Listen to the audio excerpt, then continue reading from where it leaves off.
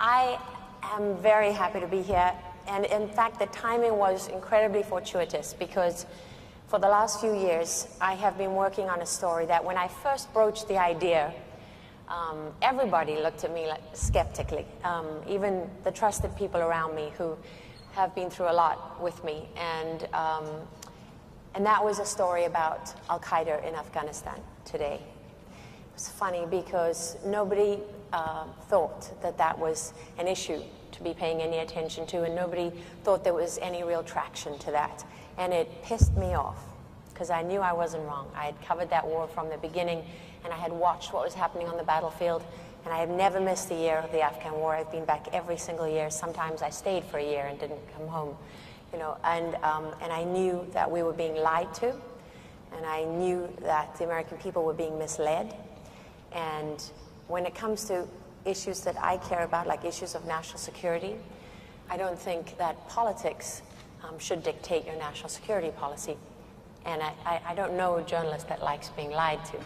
So that combination really set us on this path. That and the fact that the challenge of covering a war year after year after year is that how do I at 60 Minutes, I don't live on the ground in Kabul, Afghanistan anymore. I don't have the benefit of that time there and being able to develop stories and break news.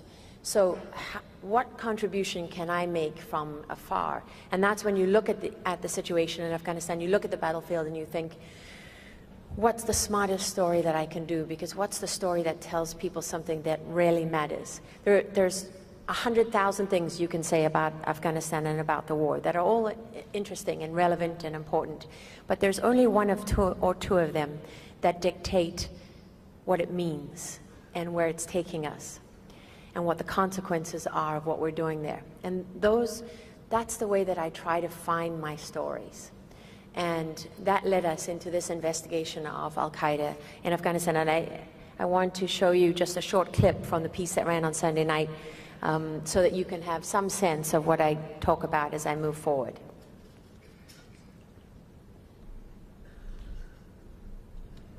You're in a tough spot right now. Can you explain why the sudden increase in these attacks? Well, I'm mad as hell about them, to be honest with you. We're going to get after this. It reverberates everywhere across the United States. You know, we're willing to sacrifice a lot for this campaign, but we're not willing to be murdered for it. Training Afghan troops like these Afghan Special Forces soldiers is the centerpiece of General Allen's mission.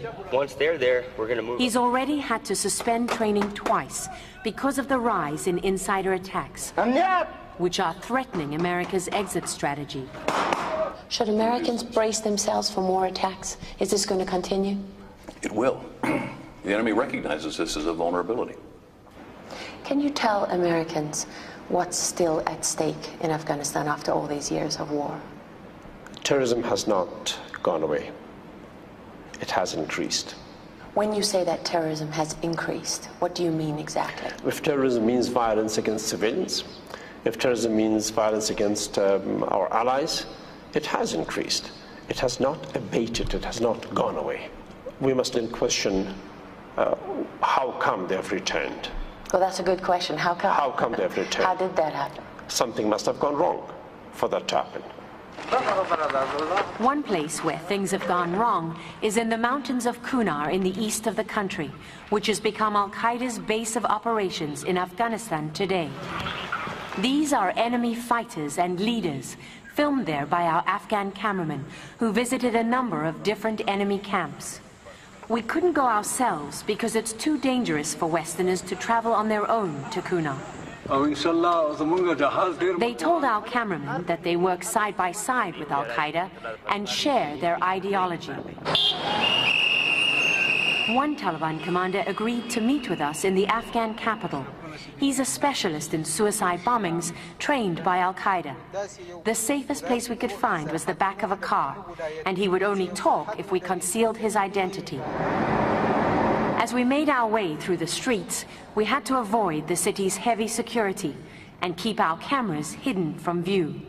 Who's behind the insider attacks, what the Americans call insider attacks, infiltrating the Afghan police and army? Is that you? These are Taliban attacks. This is part of our new military strategy. We have our people in the Afghan police and the army, and the orders come from the top. Enemy fighters from the Afghan battlefield have enjoyed freedom and sanctuary on Pakistani soil since the beginning of the war. Your deadliest enemies on the Afghan battlefield have complete freedom of movement inside Pakistan, with the blessing of the Pakistanis.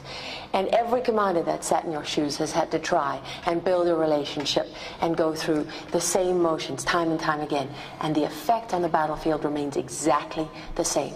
American soldiers continue to die because of the support Pakistan gives to America's enemies. You just stated the truth. That's got to make you mad. Yes, it does.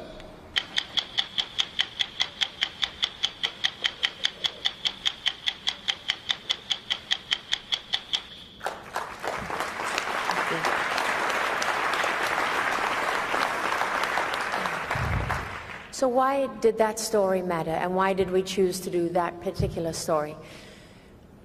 Well, for a number of reasons, but particularly because if Al-Qaeda was truly what drew us to Afghanistan after 9/11, then it was we felt it was a fair and legitimate question to be asking of American leaders. What is the state of Al-Qaeda in Afghanistan? And you would have heard bandied around the number 50 all the time. The head of the CIA, other people, officials in the administration, love to tell us today that there are only 50 Al-Qaeda left in Afghanistan, and the impression that we're given is that they're one drone strike away from obliteration.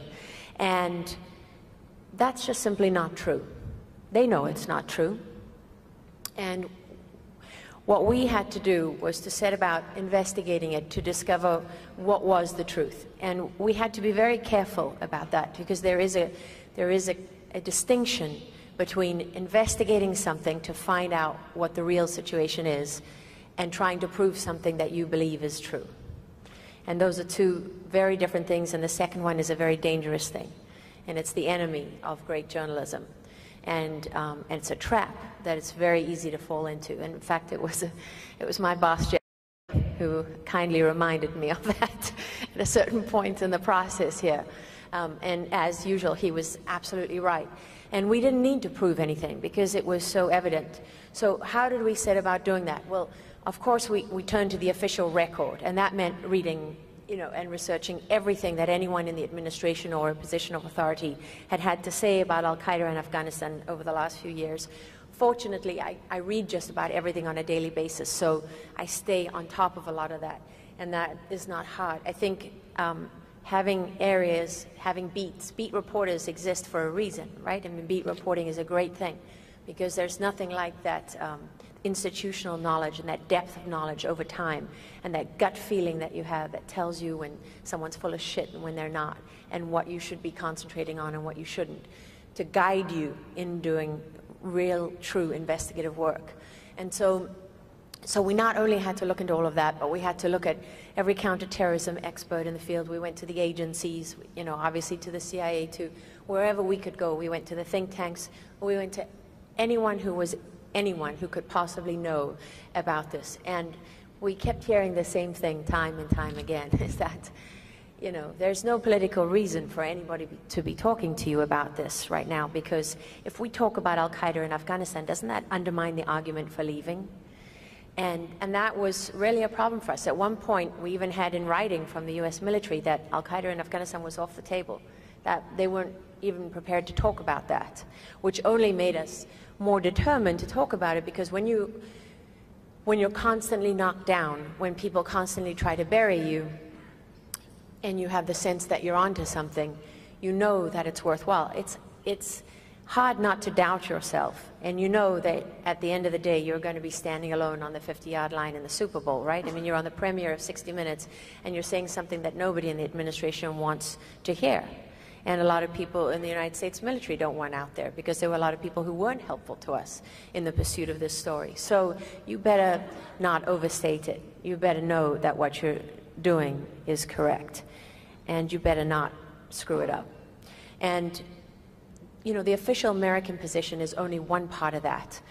Just as important to us was what Al-Qaeda themselves had to say about this. There's been a narrative coming out of Washington over the last few years, many of it driven by Pakistani lobbying money and by Taliban apologists. One of my favorite things to read about is how the Taliban today is so unlike the Taliban of 2001. They're just a more moderate, gentler, kinder Taliban who just can't wait to see women in the workplace occupying, an equal role in society and, great economic prosperity for all of Afghanistan, and don't really want to take us back 3,000 years into that terrible, terrible place that I witnessed in 2001 when I went with the Afghan soldiers who retook Kabul from the Taliban. It's such nonsense. And every now and then you'll read someone in a British paper, someone in an American paper, someone saying to you that they've been talking to the Taliban and Taliban wanted to go to peace talks and they're ready to renounce their links with Al-Qaeda. There's really the theory is if you pack up and go home from Afghanistan, the problem is over. The Taliban just want their country back. They've got no problem with you. And we can stop wasting billions of dollars and American lives in Afghanistan, and we can turn our backs on this, this war that has really been a waste of our time. That's amazing to me that that's where we are today. Because, I mean, not only do I remember the promises that were made, which is fine, you don't want to keep your promises, that's politics, I guess. But to think that there's any similarity between this and Vietnam is ridiculous. The Vietcong didn't care what you did when you went back to America. The Vietcong weren't fighting for an Islamic caliphate. The Vietcong didn't have a global struggle. And it's amazing to me that we constantly ignore what Al-Qaeda and the Taliban and Haqqani and all these groups tell us every day in their own newspapers and their own statements. They share something. They share an idea. Al-Qaeda is not an organization. You don't have to have a card, a membership card or a badge or something that we recognize in our society, something that the FBI can say, okay, I know what that is. I'm going to hold you responsible for what you did in Libya, and we're going to put you on trial in America. This is terrorism. It's a completely and utterly different fight from anything we have faced in our history. And that's why we chose to do this story.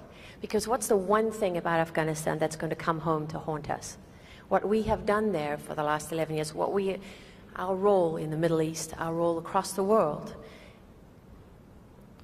our way of life is under attack. And if you think that's government propaganda, if you think that's nonsense, if you think that's warmongering, you're not listening to what the people who are fighting you say about this fight. In your arrogance, you think you write the script, but you don't. There's two sides, and we don't dictate the terms. In fact, after 11 years of a war in Afghanistan where we're surrendering, rushing for the exits as fast as we can, not only do we not dictate the terms, but we have less power to dictate anything on the world stage. And we now face an enemy, that former US Ambassador Ryan Crocker, whose interview didn't make this piece, but we did talk to him, and he said, we've killed all the slow and stupid ones. The ones that are left are more committed, and they didn't become any kinder or gentler in the last 11 years. And he's absolutely right. Another thing Ryan Crocker said was, we think we've won the campaign when they haven't even begun to fight. And that's right. So as a reporter doing investigative work, I chose this subject because, one, I can't stand that there's a major lie being propagated about the real situation. I don't care who's in power. I don't care who's behind it. I'm looking only at, like I said to General Allen, you can sit here and tell me that you're building a relationship with the Pakistanis. Let me see. General McNeil, the first commanding general in Afghanistan, told me that. So did his replacement, General Barno. General Eikenberry chose not to discuss it and walked out before the interview. General McNeil told me that again when after his second term in Afghanistan, before he retired. General Schlosser, when he was there, and General Allen, who was so remarkably frank and passionate in his interview that I went there. You know, he was kind of like the invisible general. People don't know a lot about General Allen. But I walked away from that interview thinking if my son was in the United States military in Afghanistan, I would probably want him to have a leader like that, because he had the courage of his convictions. And what you didn't see in that story is him at the end saying, where I said to him, I get the feeling, General, this is personal to you. And he said, I didn't come here. I came here fully expecting this would be the last job that I ever did. This is completely consuming. I almost can't remember ever having been anywhere else. And what's amazing to me is we ask that of people, and we send them to war, and we send people to die. And if anyone wants to know what your tax dollars also pay for, because we were talking about tax dollars earlier, go and visit Walter Reed sometime, or Bethesda National Medical Center, as it's called, or take your family to Arlington Cemetery and see the fresh graves that have been dug, those soldiers haven't been put in the ground by Hamas and other people on the terrorist list. They've been put there by Al-Qaeda and the Taliban and Haqqani and the Pakistani government and all those people who want to destroy the United States, the West, and our way of life. So we tried very hard with this story to get to the places that are difficult to get to. Al-Qaeda changed the nature of journalism forever when they slit Daniel Pearl's throat on camera. They changed our currency. Journalists no longer had a value in reporting things and being witnesses. They became participants in the conflict and in the fight. If Osama bin Laden wanted to get his message out, he didn't need to sit down with 60 Minutes. He had any number of jihadi forums, his Al-Sahab, his own magazine, and Arabic news channels to send his tapes to. And when you go into a situation like the one I was with that Taliban commander, you always got to think, what's his motivation for talking to me? Because that, in the end, is really going to be the thing that determines whether I walk away from that meeting or I don't, right? Because there's obviously a certain amount of risk involved in all of these decisions, but at the end of the day, if you really believe that someone is there for the reasons they say they are, then you've got a chance of coming away from it alive. And in fact, that particular commander I had met before, back in 2006 when he was a fighter, and I went and embedded with the Taliban in Ghazni, just south of Kabul. Less than a mile from a US base, I was with like 300 Taliban fighters back in 2006, before we even admitted that the insurgency was back. And I say insurgency like that because the Taliban was a government in power, and they're fighting to get back in power. They don't see themselves as insurgents. It's a very important distinction. And for me, if you fail to identify the ideological component to this fight, if you fail to identify what your enemy is really fighting for, if you lie about who they really are, I don't see how you can possibly have the right strategy. And what we wanted to do was to leave people with a sense of something that mattered, something that is going to resonate, something that I honestly believe will come back to haunt us. As it did before. It's almost like Groundhog Day in Afghanistan. That, just as Charlie Wilson's war, right? Charlie Wilson said, if you turn your back on Afghanistan now, you're going to pay a price. And we didn't believe them. And then there was 9/11. And when I look at what's happening in Libya, there's a big song and dance about whether this was a terrorist attack or a protest. And you just want to scream, for God's sake. Are you kidding me? The last time we were attacked like this was the USS Cole, which was a prelude to the 1998 embassy bombings, which was a prelude to 9/11. And you're sending in FBI to investigate. I hope to God that you're sending in your best clandestine warriors who are going to exact revenge and let the world know that the United States will not be attacked on its own soil, that its ambassadors will not be murdered, and the United States will not stand by and do nothing about it.